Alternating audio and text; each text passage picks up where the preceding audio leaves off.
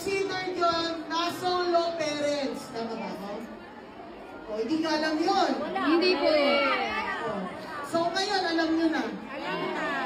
So, sabihan nyo yung mga pinag-iwanan nyo sa mga anak nyo. Okay, hindi totoo na kunwari pinag-iwanan yung asawa nyo. Asawa nyo. Wala ang asawa. Teka muna. Teka muna. Asawa nyo nga. Hindi, wala. Oo nga, example nga lang.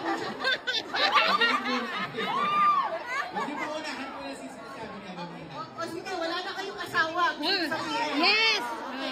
Walang asawa. Wala. Iwan nyo yan sa kapatid nyo or ano. Considered silang solo parents. Naintindihan nyo na? Opo. O, taas ang kamay ng mga nakaintindi. O, kayo-kayo lang dito. May matatanggap buwan-buwan ang pinag-iwanan ninyo ng anak ninyo basta mag-rehistro sila sa LGU, hanapin ang social worker doon. Okay? Opo. O, i-text nyo na yan ngayon. Naka-record na po. Kaya sa pinitext yung jowa nyo.